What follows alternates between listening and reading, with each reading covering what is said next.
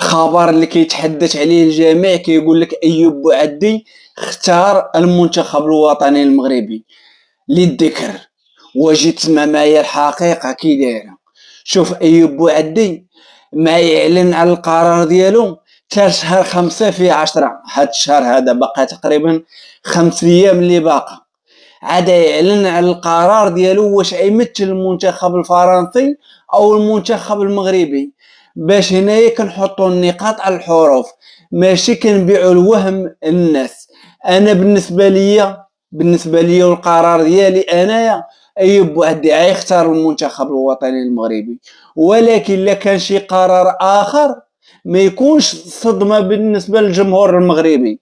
بالنسبه لينا حنا كاملين كنتمنوا ايوب بوعدي يكون عندنا في المنتخب الوطني المغربي.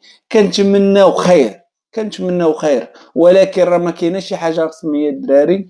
غير بغيت ناكد هذا الخبر باش تكون امور واضحه.